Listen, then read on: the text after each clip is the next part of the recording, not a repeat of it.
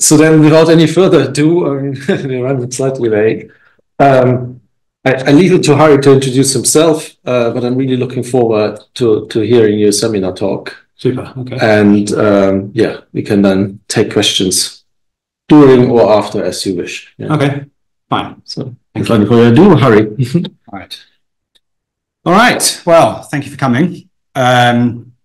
So I'm Harry. I'm the managing director of a company called Hack and Craft. We build simulations mostly for logistics for some of the biggest supply chains in the world.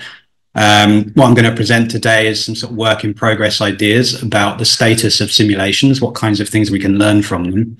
In the business world, business leaders are often skeptical about what they can learn from a simulation. They'll say, it's just a model. How can we trust it? So I was really looking for a way that we could kind of bolster the credibility of the insights gained from simulation and thinking about questions of epistemology and how they might relate, philosophy of science and so on, how they might relate to simulation. So that's what the talk is going to be about.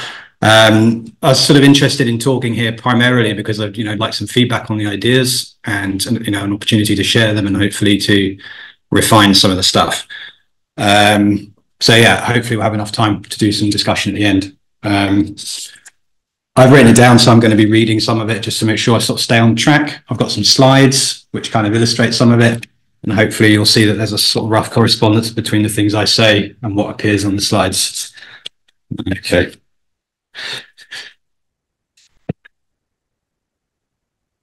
All right, so essentially I'm going to make an argument that goes through sort of 5 premises and then draws a sort of very tentative conclusion.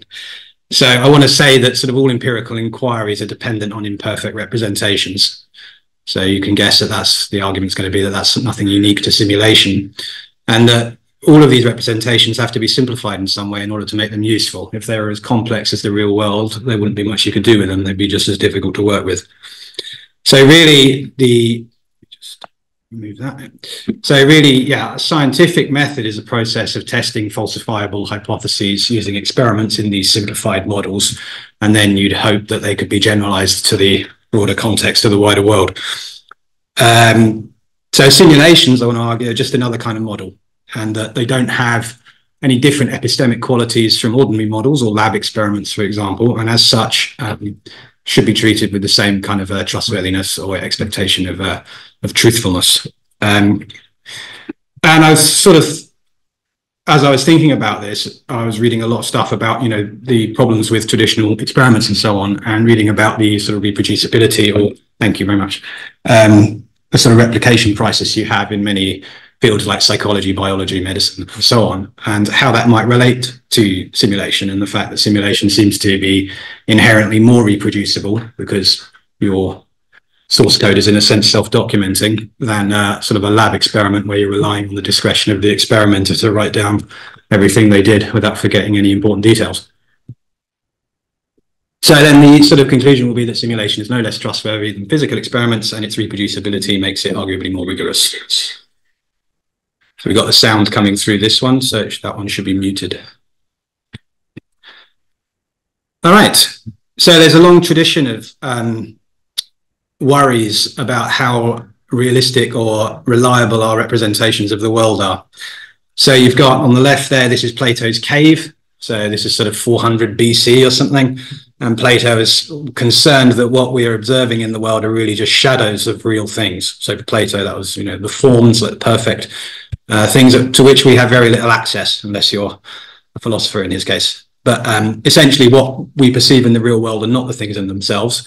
They're a representation. Descartes on the right there, he's looking concerned because he thought there might be a possibility that a demon was deceiving us about the real nature of the world and giving us a false impression through sense data. So essentially our access to the world is through our senses, and we build a mental model in our heads of what the world is really like. So in that sense, we are always working with a representation, not with a real thing.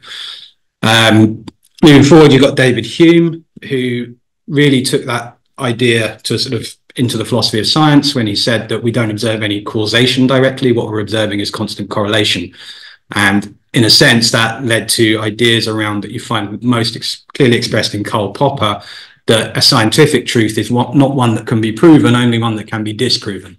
and that the unique nature of a scientific theory is one that it can be falsified in the real world. So it might not be practically possible to do that, but it should be, at least in principle, to say what observation would falsify that hypothesis. And that's the nature of a scientific statement. I quite like the quote from Hume as I was putting this together. I was at times thinking none of this makes sense.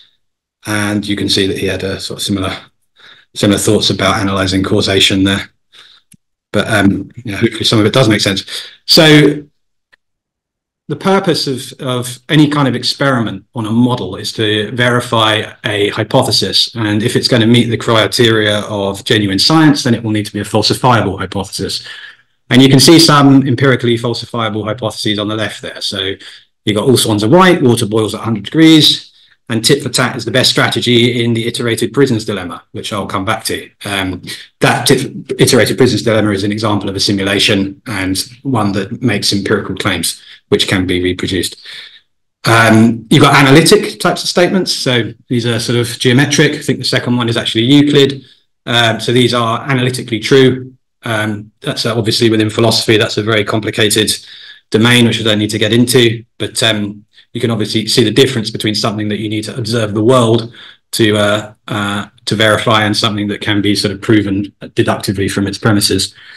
And then you have, in Popper, he identified pseudoscience, which are claims that don't fit into either category. So all humans have a soul. Dreams are an expression of unconscious desires. So that's a Freudian claim, which Popper thought there is no observation in the world which could disprove that, and therefore it's not science.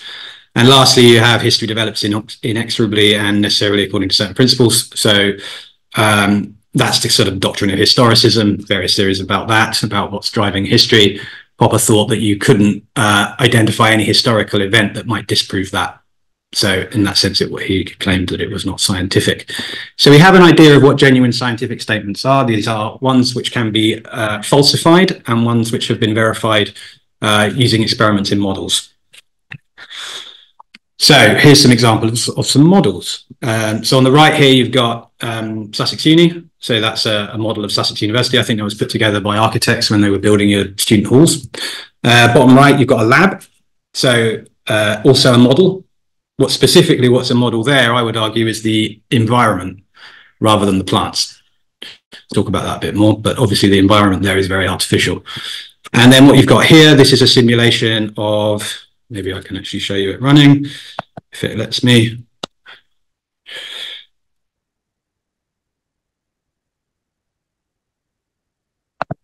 So we built a simulation of the global pallet network for a company called CHEP. About 80% of the world's consumer.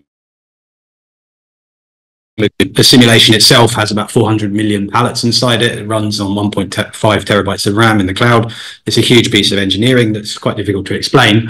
This visualization makes it simple enough to kind of explain. So it's a discrete event simulation. The data that's passed in is historical movements from previous years of activity where they're tracking, okay, 100 pallets went from A to B, B to C, C to D on a certain date. We replay that, but in the simulation, each pallet has an ID. So at the end of the simulation, you can recreate the journeys of the pallets. What that enables you to do is figure out what the cycle time distribution is. So in pallet businesses, they get issued from a service center to a manufacturer, to a retailer, and then back to a service center. And what you're interested in, commercial metric and a sustainability metric, is how long it takes for the pallet to come back.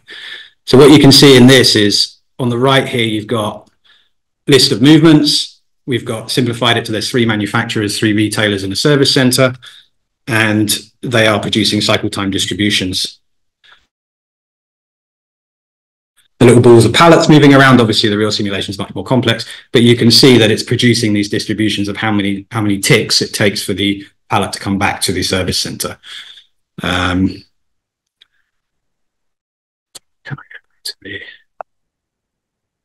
So that is an example of a model, and what's important there is that it is generative. So I'll talk a bit more about that in a moment, but essentially what it's doing is generating various things, but one of the things is cycles. So that it's adding more to the data than what's there already. So the simulation itself is an analytic way of generating data that can then be interpreted empirically. And there's this sort of jump from the analytic engine, which produces the observations, if you like, which can then be analyzed empirically. and to some extent statistically, in much the same way as an ordinary experiment, observes some phenomena and then tries to create inductive rules about what's going on in that ecosystem or in that lab experiment. So what's a successful experiment look like? So it tests a hypothesis using a model. The model has to be a valid simplification, which doesn't leave out any efficacious factors. Often, when people go too far, the model will leave out some important detail, and that, means that either it can't be generalized or the other scientists can't reproduce what that model wanted to show. So a falsifiable hypothesis is verified by the model and can then be generalized to the real world. So that's, in the best case. And the experiment, including the creation of the model and its results, are reproducible by other scientists. It should be a given, but that is possible. And as I'll argue, all of these things pertain also to using simulations as your primary means of experimentation. Okay, let me just see what I've got to in here. So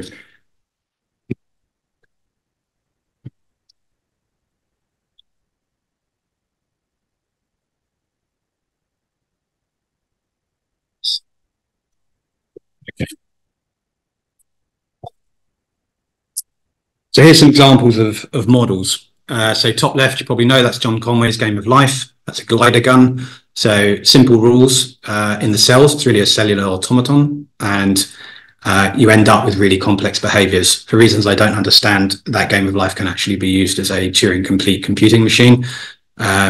So that's interesting.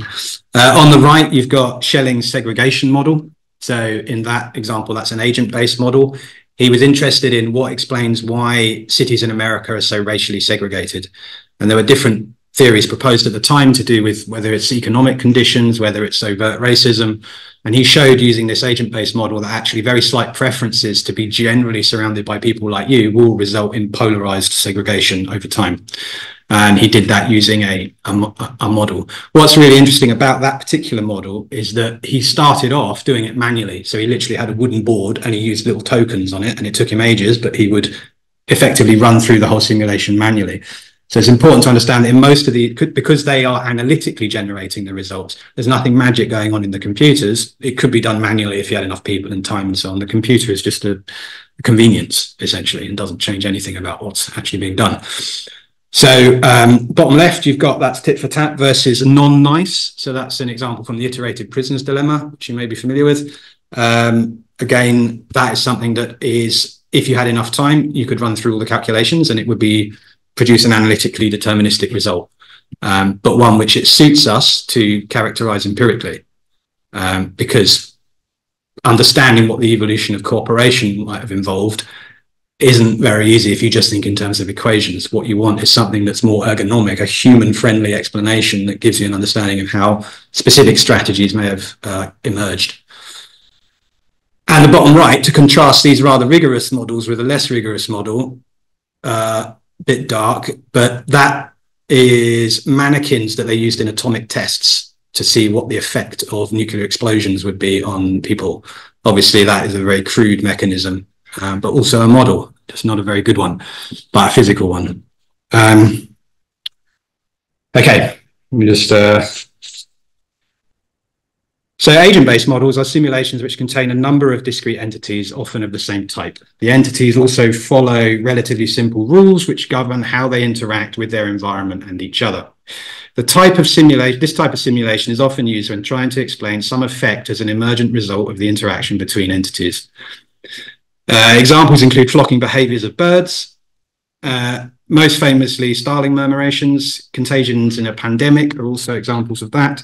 Inflation in the economy, congestion in traffic simulations.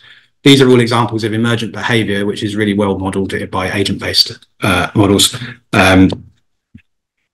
Also used regularly in supply chains to look at things like congestion, lead times, and delay cascades and things like that are also suitable for that. Interestingly, an important point is that, and this kind of example shows it, is that if you can create a model of something, then you show that the same behavior as you observe in the real world is then produced by that model counts as a sufficient explanation of what you've observed in the world. So as you can see in this example, you've got the top right, you've got this is a Starling murmuration. So people were curious, like, how is this apparently coordinated behavior carried out? Surely one of the birds is in charge, or how is this possible? And then below that, you've got a simulation that was called Boyd's. Essentially, they showed how you could generate flocking behavior just with those 3 rules that you see at the bottom. And using a simulation, they were able to reproduce it. And in that sense, the simulation is a sufficient explanation of the flocking behavior of the birds. And then that was then used to program drones, which also flocked in the same way as the birds. So you see, you had this process that needed to be explained, a simulation that was able to provide an empirical explanation of how that could be done and demonstrate empirically that would produce that behavior. And then that could be actually used to externalize to another medium, which happened to be drones in that case. That's a good question. Yeah. So how do you measure how well your simulation accords with the survey? How do you know? Because yeah, I mean, with that, you probably want some measure of the distance between the entities, like the birds or whatever, and then you'd say, okay, well, what does the distribution of that distance look like over time? And then you'd say, because what's interesting is they always remain roughly the same distance apart, so you could do it in some way like that, and then say, okay, after we've run the simulation, does it remain within the parameters of the acceptable distance between the birds? So you come up with some descriptive summary statistics rather than trying to do some kind of analysis by synthesis. So saying, can I explain the data I actually get? So some descriptive statistics.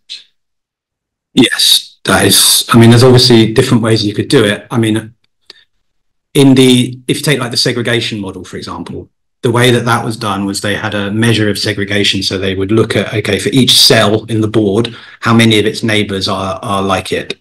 Actually, how many are different from it, and that would be the model. And then they would take the average segregation of all the cells across the board, and then they would compare that to the real world. But I think really, if you're trying to verify a model, that's sort of slightly different from trying to use it to make granular predictions. So if you're verifying it, you really want to check that it behaves in some expected or intuitive way when you change certain parameters about it. So to understand what the drivers of the model are, and that's partly why it's useful, you can actually make changes to it and see how they play out within the model, which creates a deeper understanding of what the drivers might be. And I think a lot of these models are not necessarily very good for predictions in the same way that like machine learning might be, which is obviously easier to validate that it's accurate over the test data. Or I hope that answers your question, sort of. Yeah. Okay.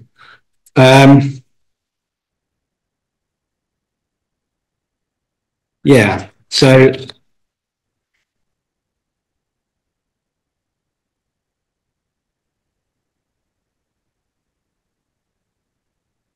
what I wanted to say was that, so often people think that these discrete event simulations, like the one I described for the pallet network and agent-based models, and possibly even digital twins, have a kind of distinct status. But really, I want to argue that they all are basically the same thing, or are doing the same thing. And essentially, how I would sort of characterize them is that they're all analytic generators of synthetic data. So in a sense, the discrete event simulation is generating data that you don't put in. That's kind of the whole point of running it. In the agent-based model, obviously, it's generating this emergent data that is either congestion or inflation or whatever you're interested in. So you're using it primarily as a way of generating synthetic data in all cases. And it does that in an analytic or deterministic way. And I was thinking about how that relates, or what the parallels or counterparts of that would be in normal or traditional science, non-simulation science. And this slide is supposed to sort of illustrate that a little. So you've got like the laws of nature. Obviously, you can't really read the source code of nature, so we just observe its effects. And then we try and create falsifiable inductive claims about those effects and those behaviors. Now, in the case of simulation, obviously, you're required to write the source code. So I'm going to talk a bit about what's involved in that in a moment. And But essentially, after you've got the simulation running, the way that you work with it is just the same as you would in a normal science and in natural sciences. You work with it largely in an empirical way, like if I change this, what happens? And you summarize the results in an empirical, inductive way. And then obviously there's a step where you take those and you try and generalize them to the wider world in just the same way as somebody would in natural sciences when they move out of the laboratory and say, we expect this to pertain in the wider world because it was proven in the lab. So simulation has this strange two-step kind of process where you're doing something analytical at the beginning, where you're defining how the simulation should work, but then you use it as you would as a natural scientist, just by making empirical claims about what the simulation does. And this diagram is supposed to illustrate that.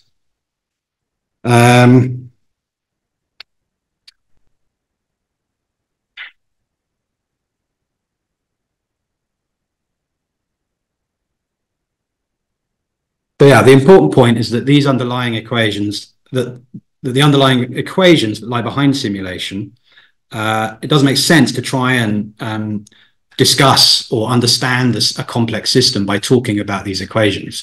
What you need is a sort of ergonomic approach, something that fits in your head or fits in the heads of whoever has to make decisions, the policymakers, business leaders, these people that have to actually make decisions which they feel like they understand, so that they have an intuitive grasp over.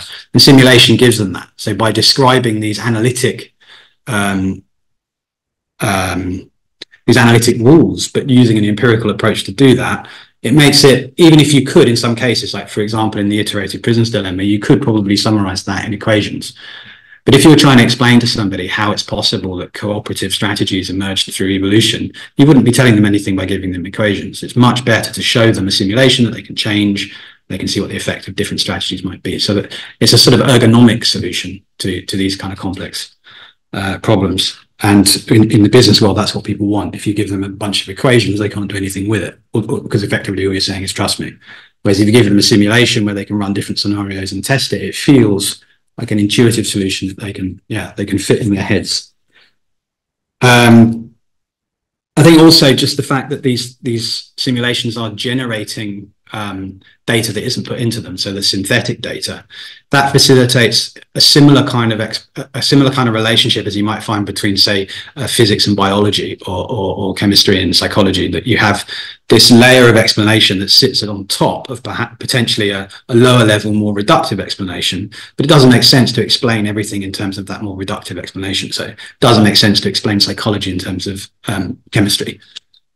It's much better to, like, the level of the explanation is better when it's higher, and the way we talk about simulation often relates to that, or that's the kind of relationship between simulation and analytic or equation-based type solutions.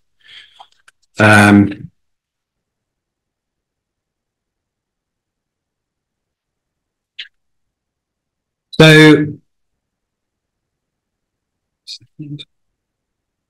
yeah. So this is just a short section about the uses of simulation. So at least within the clients that we work with, so very large corporations that are moving around enormous amounts of stuff, they generally think about simulation in three ways. So they use it to understand things, they use it to explore stuff, and they use it to make predictions. So in terms of understanding, a simulation reveals the inner dynamics of a system. The process of modeling and verification tends to move in iterative steps to gradually provide a sufficient explanation for the phenomena we're trying to simulate. So generally what we're doing when we're building these simulations is building a simple model, verifying if it's more or less in line with the data that we have, and then iterating on it to make it richer and richer as we go. So there's this process of actually getting people to, like, gather around a simulation and share the results, and really to start think reflectively about how the thing works, in a way that, in a sense, that process of building the model is sometimes the most valuable thing that's actually taken place. And, like, you can almost, like, throw it away at the end of it, because in the process of actually building that model has really deepened everybody's understanding of what's going on in that business, sometimes quite complex things.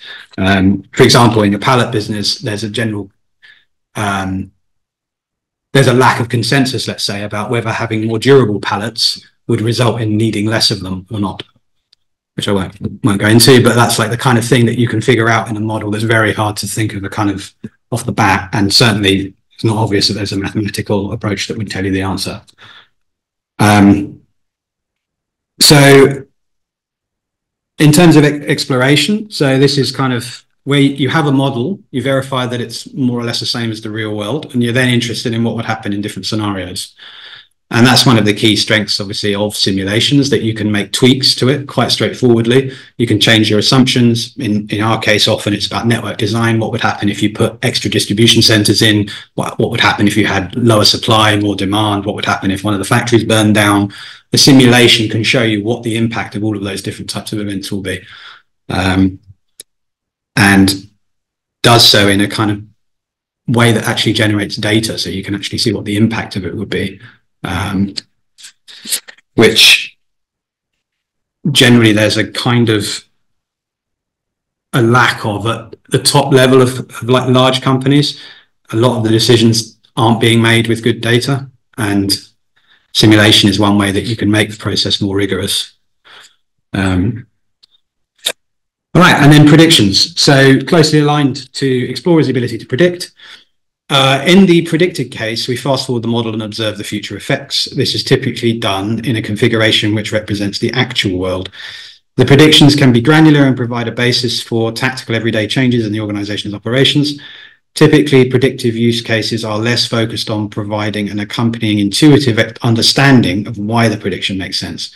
So this is where they're more interested in some granular thing like what will happen, what will be the increased stock levels if lead times are shortened by 5% tomorrow, for example.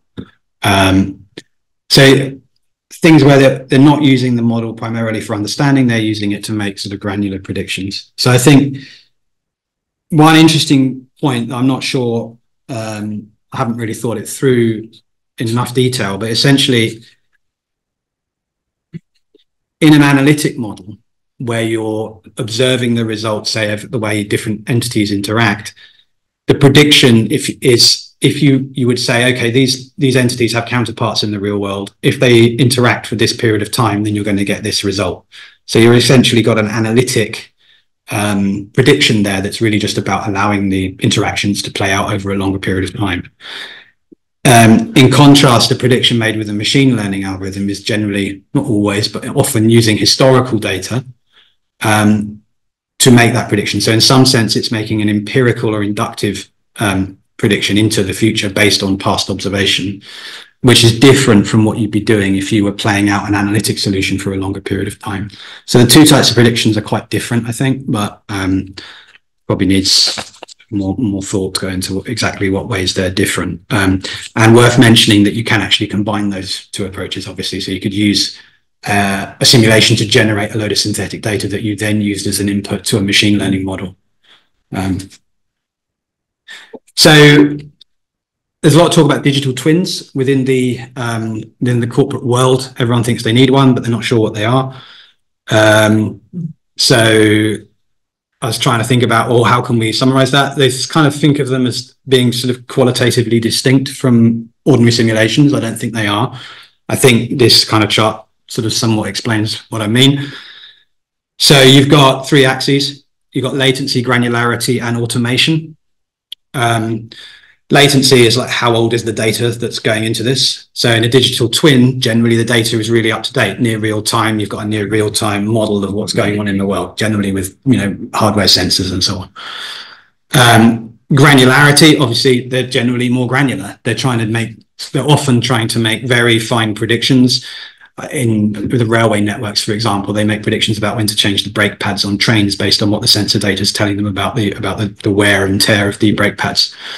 So that's like a really granular prediction. It requires real-time data, and it has a level of automation, which is the z-axis.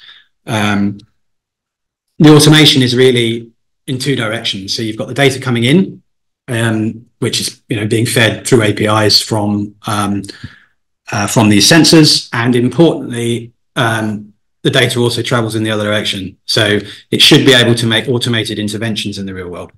So that might be something like if you had a traffic simulation, digital twin, that was receiving data on how many cars were there, and it detected that, well, that looks like it's probably a crash because all the cars have stopped and they're very close together, or some algorithm that determines that there is a crash. And then there's an alert fired, and that will go back into the real world and turn all the traffic lights before the crash site to red. Right, so that's automated data in and automated data out.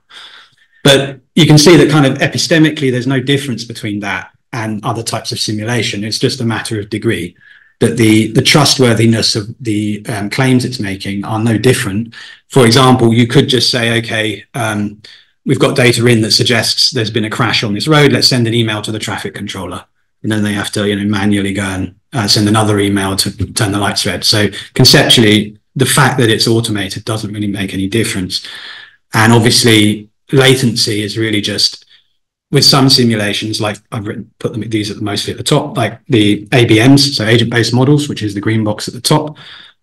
These are generally used to increase the understanding. So understanding emergent effects like your styling, swarming. It can be used to explore as well, like what would be the effect of changing those behaviors in some way. But generally isn't that often used for making predictions. So discrete event simulations generally used, for more exploratory things, because you have a model that's kind of using real world data quite often.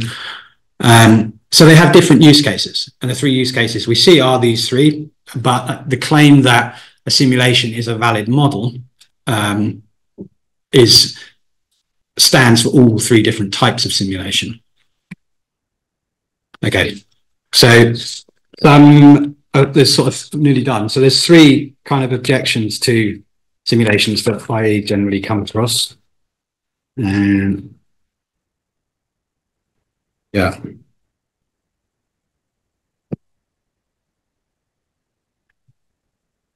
So, and they're the 3. So that, simulations use counterparts. So unlike a lab experiment that has a plant in the lab, that plant is like an actual plant. It's not made of bits. Whereas a simulation obviously is using a counterpart in some sense. Simulations are dependent on data, and simulations make assumptions. So this is the business that you actually have to construct your laws of nature from source code to start with. So the extent to which claims verified in an experiment will hold when applied to the broader context of the real world is known as external validity. These 3 objections seem to be all rooted in the idea that anything shown in a simulation is likely to have less external validity. That any conclusions you make in the model running on your laptop probably isn't going to mean anything in the wider world, or maybe even not on anyone else's laptop. So that's the sort of sense that you get from some people in the business world, at least. So I think the argument preceding this has kind of shown that ordinary science, traditional science, wet lab science, also uses simplified models and only gives falsifiable inductive claims on the observed results. But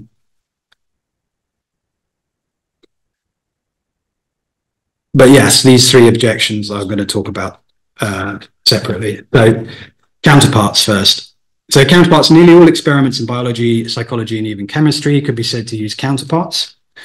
Perhaps physics is experimenting with something like electrons in a vacuum, could claim that the experiment is acting directly on the real world, but this would be an exception. In biology, you're studying things that are highly interconnected in a complex domain, and experiments seek to explore the interaction between the animals, plants, and cells and its environment. And in these cases, the environment is nearly always a counterpart. If you're using electric lights, sunlight or dehumidifiers or nutrient solutions rather than soil, in all those cases, an artificial environment has been substituted for the real thing. If the environment is an artificial counterpart, can the same be said of the plants? Arguably, it doesn't make sense to think of a plant outside of its environment. The fundamental characteristics of a plant in my garden will change if I uproot it and bring it into my office. Indeed, many of the consequences of this may not be immediately obvious and are certainly hard to document.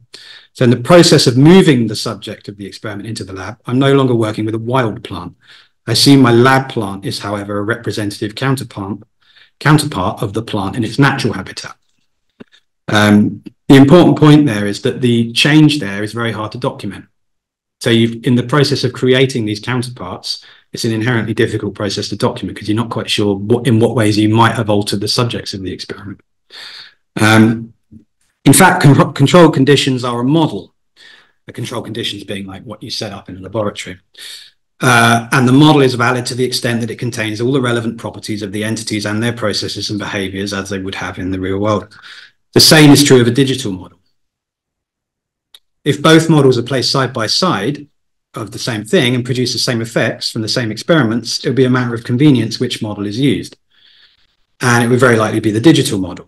This is a kind of functionalist approach to the nature of empirical things, where it doesn't matter what the stuff the thing is made of. It just matters whether it behaves in terms of how the inputs and outputs of each entity in it, how they behave. So that it could be made, the systems could be defined by logical behaviors and arrangements in their parts, and they could be enacted on alternative materials, including biological and silicon-based ones. So essentially, as long as you're reproducing the behaviors, the model is valid and no less valid than the physical. If the model is valid as a functional replica of the important aspects of the real world, and the epistemic status of the claims is unaffected by the nature of the material the model is made of. So there's important reasons also why digital models could be more reliable and more replicable way of modeling the world than controlled experiments. So that's the second claim, which is about assumptions. So just to round that off, so counterparts, the idea is basically that in all experiments, you're using counterparts. And the obvious example is the environment, that something's always standing for the environment in some way. And not only that the way that you change the environment or even the entities by moving them into the lab or recreating those experiments is often not documented properly.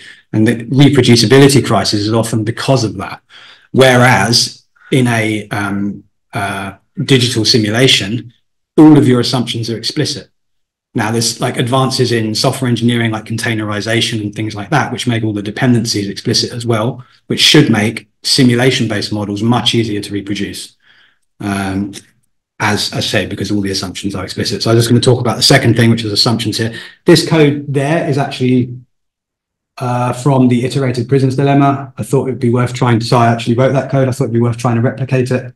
And it did replicate it. It runs. You can see it on my GitHub page. It produces the same results as the book, the Axelrod book. So in a sense, it is far more reproducible, at least, than many lab-based experiments. That's tit for tat, that strategy, by the way.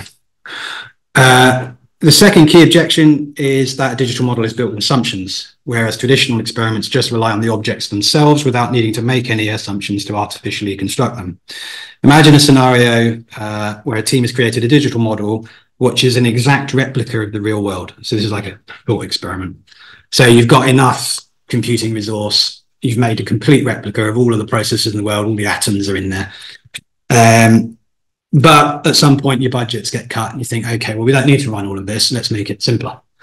So you start removing bits, sort of, inessential bits like what you've had for breakfast and details that don't matter to what you're studying. And gradually you're making it smaller and smaller. So the idea is you're coming at it hypothetically from a complete digital representation to a simplified one, which is as simple as it can be, but no simpler. So in a sense, that process would be the process of deleting code. Now, obviously, the creation of the model, you have to write the code rather than delete it.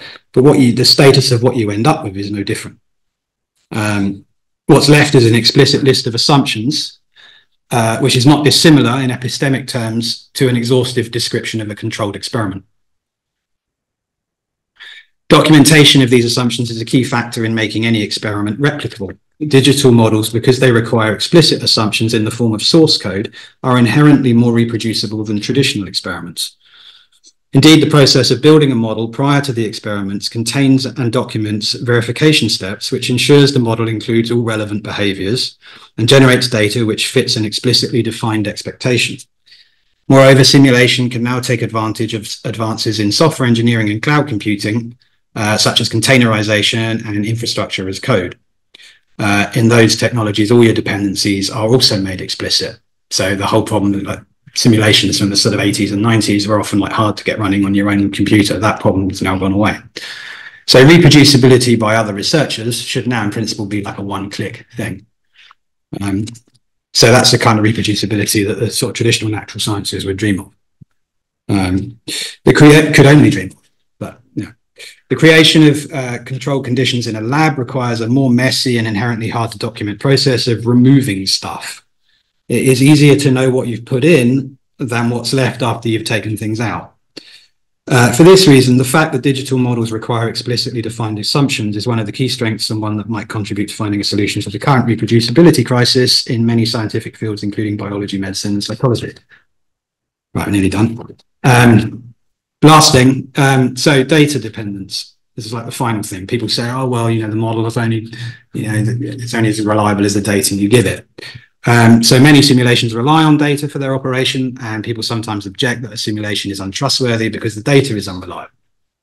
Garbage in, garbage out is the phrase you hear, which is a fair point, but only an argument for improving the data. If decisions are to be made at all, with or without a simulation, we're going to need good data. So reliance on data is not a special defect of simulations. It's a sort of requirement for doing anything sensible with any tools. So in summary, simulation has no less external validity than traditional experiments. As you can see, traditional experiments also suffer from the counterpart problem. They also make assumptions, although less well documented ones, and any decision making requires data. So there's nothing specific about simulation that is worse or less trustworthy than traditional experiments. In many cases, it could be better. So in conclusion, the biggest challenges we face are around managing complex systems. So most of the big challenges in the world today, whether it's the environment or supply chains or the economy, these are all complex systems. And the best tools we've got, so obviously the pandemic is probably the most salient example of this. So the way that infectious diseases spread is a complex system in itself, which agent-based models were actually the tools that they used, although they were terrible models, in my opinion, that they used. So the environment and the pandemic and supply chains all require tools that help us to understand and explore scenarios and make predictions. So simulation is not a perfect tool, and there needs to be sort of a combined effort to find ways of sharing models, reproducing models, standardizing certain things, and so on. But it's really the only tool that we have for making complex systems more intelligible to human decision makers. As I mentioned, the virtue of them is they create a sort of ergonomic explanation of complex behaviors, that they're inherently reproducible and self-documenting. And in that sense, they could be used more widely because they are more reproducible than their alternative lab-based approaches. So yeah, I hope the talk's shown that simulation is as no less trustworthy than other forms of experimentation. Right, I hope there's some time for questions. Thank you for listening to all of that.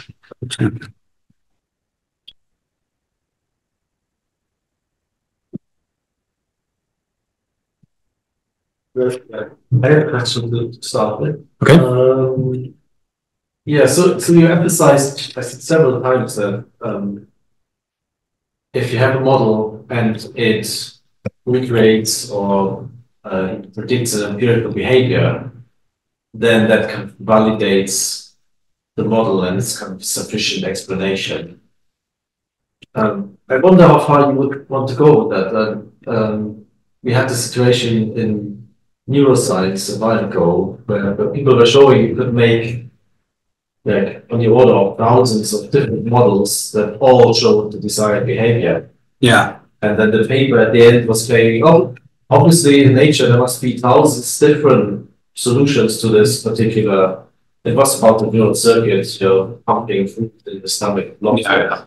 Doesn't matter what it exactly was, but the claim was that, oh, in nature it must be the same. There must also be these hundreds of thousands of different ways of how it's done in nature. Yeah. And I feel in this kind of, there's a story, a lesson in this that relates to your claim. So it's a sufficient model, yes, but if there are thousands of sufficient models, does it mean they're all equally valid, or does it mean it's actually like any of those models? Yeah, so yeah, the nature of a sufficient explanation is it doesn't preclude there being others, which is kind of what you're saying, yeah. But obviously, that you have found one sufficient explanation for something is definitely a step forward from having no sufficient explanations for something. So it represents a kind of progress, although, you know, slow and imperfect. I'd say if you've got 1,000 sufficient explanations for a thing, you need to define the thing in more detail so that you can start delimiting. Probably once you define what you're actually looking for in more detail, so whatever that process is, maybe there's some more observations they can make of that process that's defined in a more precise way, which would eliminate some of those sufficient explanations as candidates. So, yeah, but that would of course be a process that has no defined ending. It's like, right, so you can keep going. Well, it might have an ending if you got down to one sufficient explanation. Yeah. Might end with zero at that point.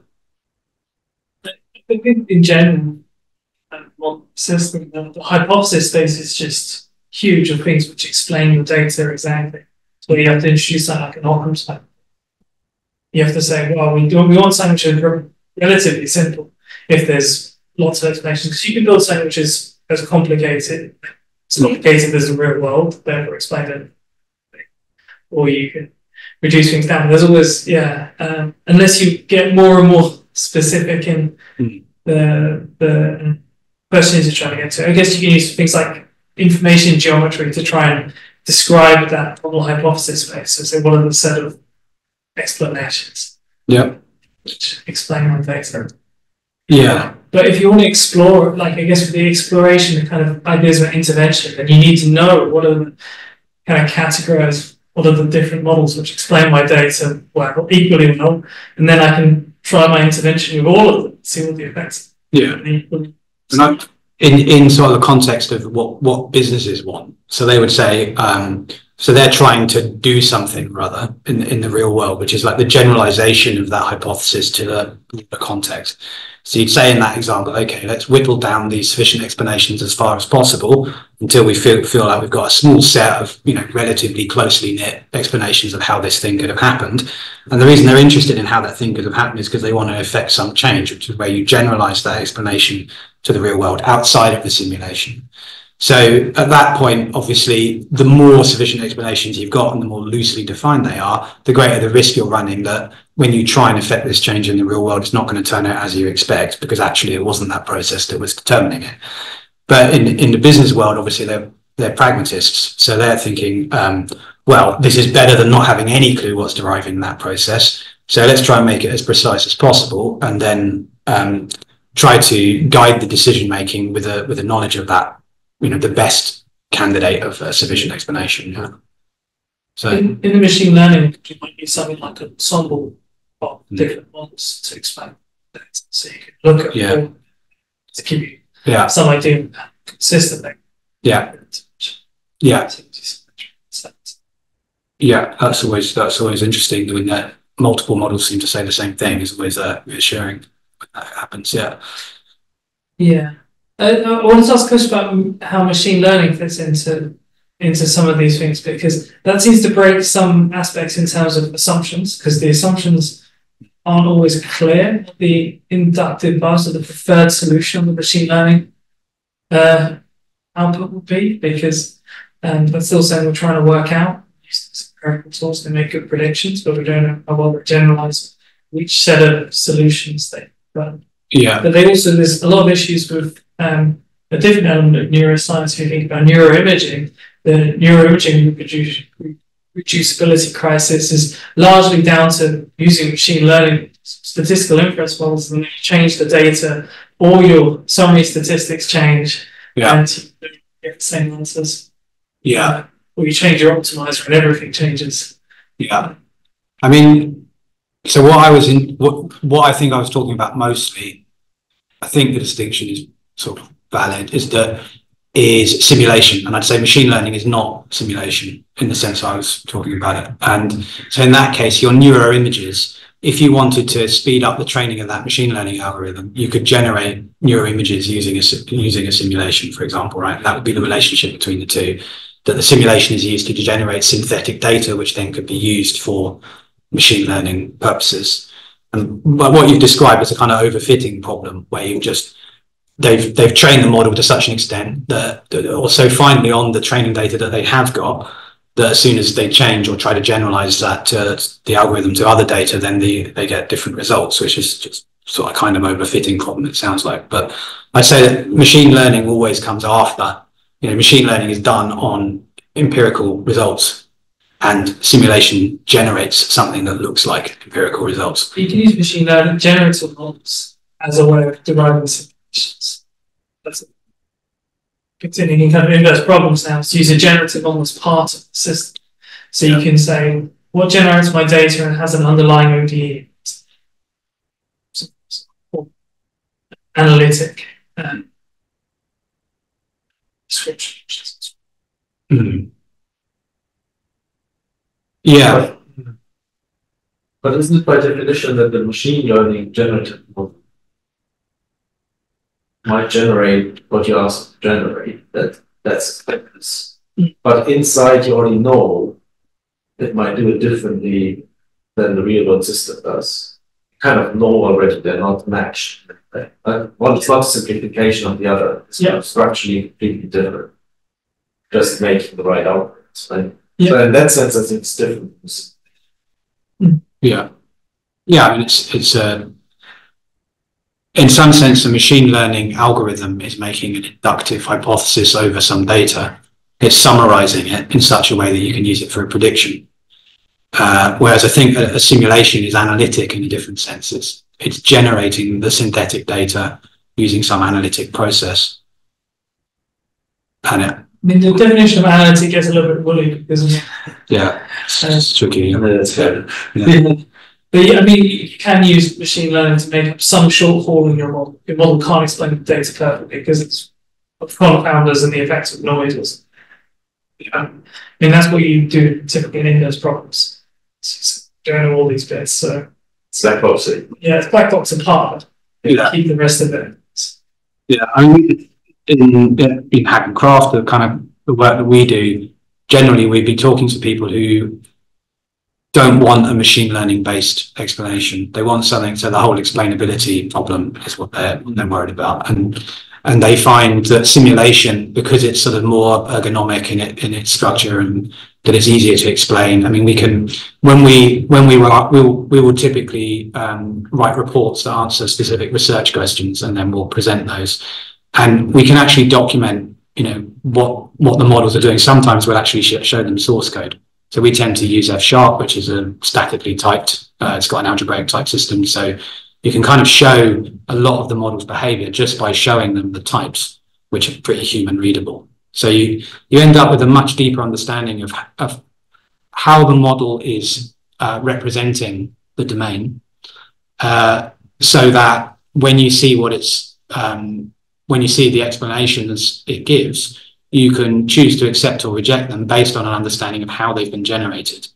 Whereas in machine learning, typically people making decisions have no expertise in machine learning. So they're left with this, okay, I suppose I trust you type feeling, which if they're running a multinational publicly traded company makes them really nervous. They actually want to understand what they're doing.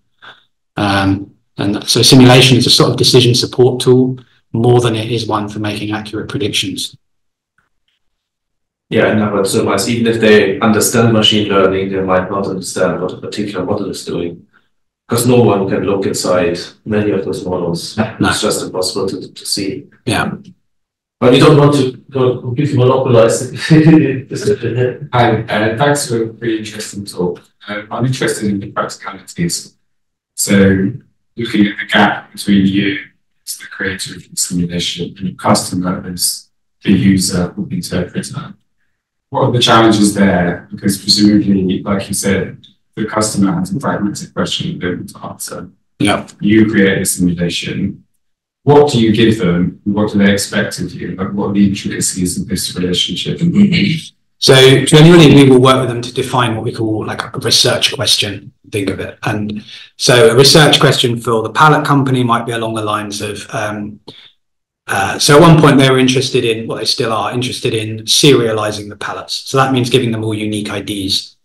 The reason they want to do that is so they can track individual pallets actually in the real world. So one of the things we built the simulation for was to kind of give them an idea of how many pallets they'd have to track before they had an understanding of where pallets are really moving. So it's like a sort of classic sampling problem.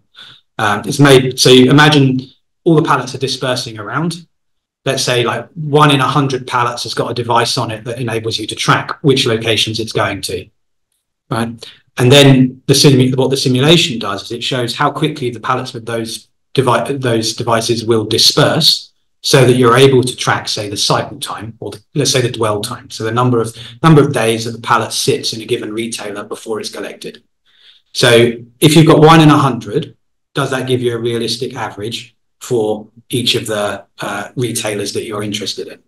So obviously we then able to simulate that using discrete event simulation, replay all the orders, model the dispersion of the pallets through the network, and then look at whether, if you assume that all of the pallets have tracking devices, you can then see what the true number is in the simulation, so what the correct average is. And then as you reduce the density of the tracked pallets, how much error is introduced into those samples, into those readings. So gradually the error gets less and less accurate as the number of tracked pallets goes down. And the problem's complicated by the fact that the tracked pallets don't disperse evenly, so you don't end up with a uniform distribution of tracked pallets amongst the pool as a whole. So they give us the question, we go away, it took us like 6 weeks or so. They have like 400 million pallets. It's like a terabyte of movement data. When we run it, I think it runs across 200 Docker containers in the cloud. So it's like an enormous thing. It takes like 8 or 9 hours to run. But by the end of that, we've got effectively a load of synthetic data, which is the tracking of all the pallets where they went. So then we can say, okay, well, how long did they stay at each location? And then how does the average get less accurate as we reduce the density of the tracked pallets? And then they use that information so they can say, well, how many tracking devices do we need to buy in order to get an accurate number? But basically the interface with them is like, we do workshops.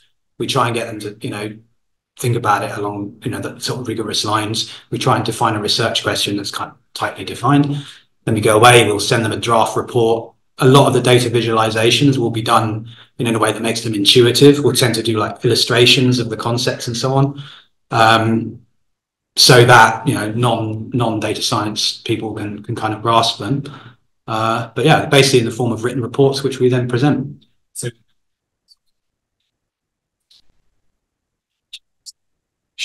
yeah. Recommendations supported by statistical analysis. Yeah. do you get the R?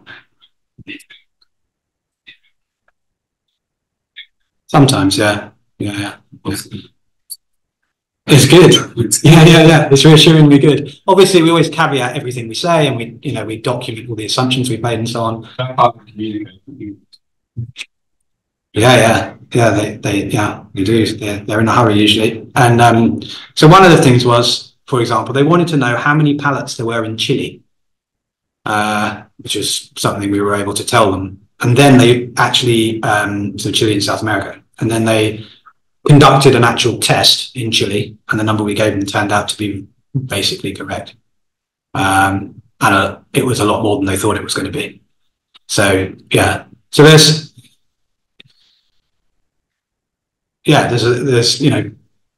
when we first started working with them and some of our other clients, there was a lot of skepticism. But you start with something relatively simple.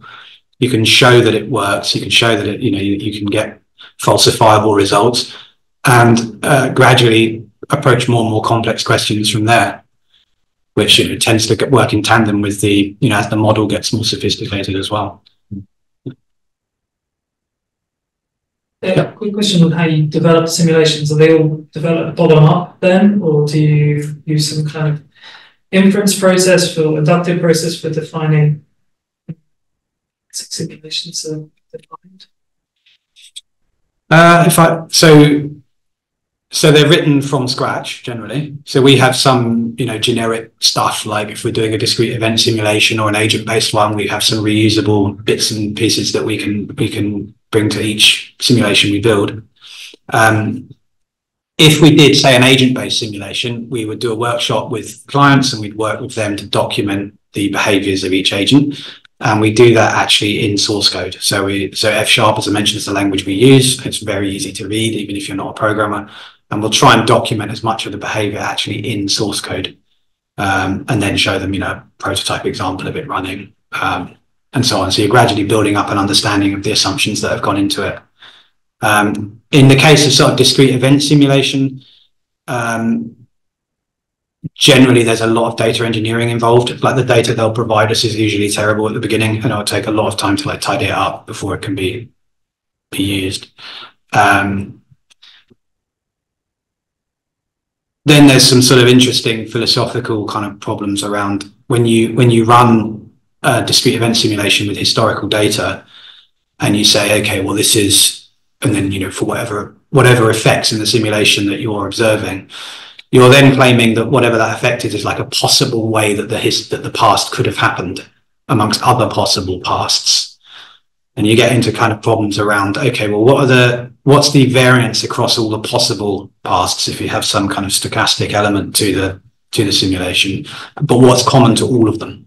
So you're picking out, well, what are the common elements across all of the instances? So if you Monte Carlo it, for example, what are the instances? And then that was a sort of challenge to explain to some of the business stakeholders that, yeah, this is like the set of possible pasts, one of which was the actual past. And you can use that as a guide to what might happen in the future, assuming that all of the relevant parameters remain the same. So that process, I'm not sure what you're referring to, but it's quite difficult to find like a repeatable methodology for doing it, because generally, all the businesses we work with, they're all so different, and they do all sorts of weird and interesting things which nobody else does. And a lot of the challenge is trying to learn their domain. Like I had no idea that pallets would be such a rich and complex domain when we started. It turns out it's there's a bottomless kind of pit of nuance to it. So yeah. So it's a challenge with, like, if you're building simulation technology, you're kind of stuck doing generic things, and if you wanted to productize it, you can productize like 5% of the work, and then you're stuck doing the rest bit by bit. So yeah.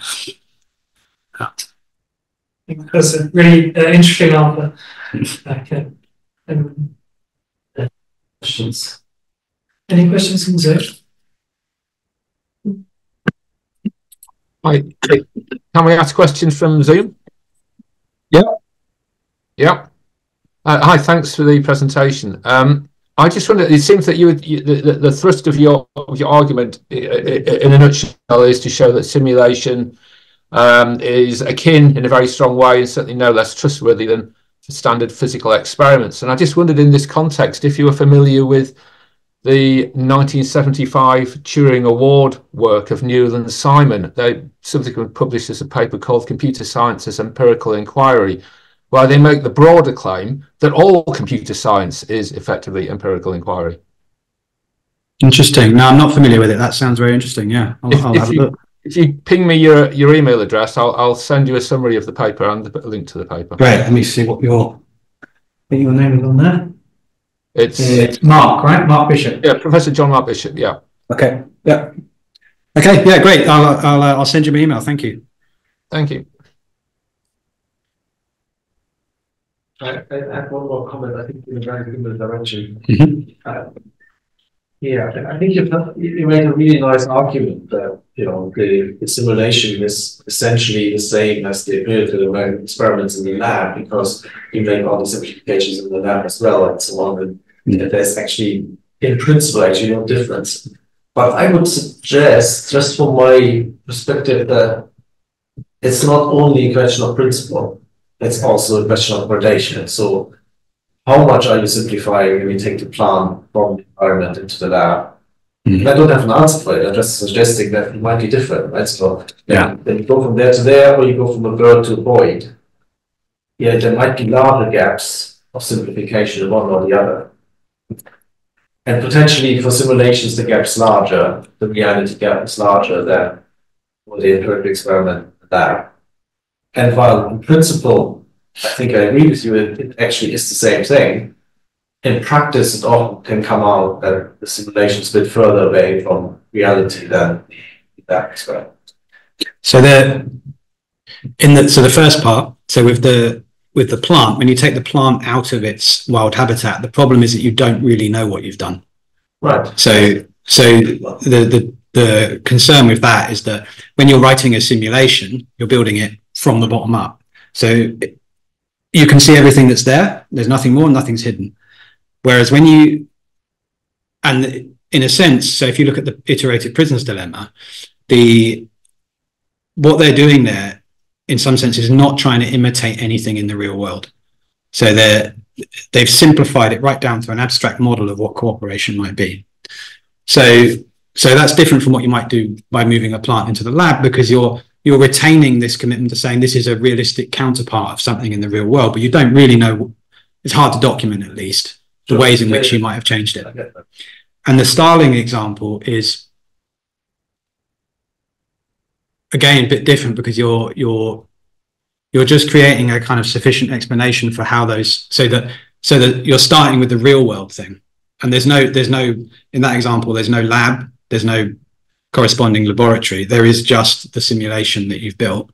And then you observe that in the simulation, the Boyds are doing the same thing as those Starlings are doing. And then you say, well, this is a sufficient explanation for it, but you're not.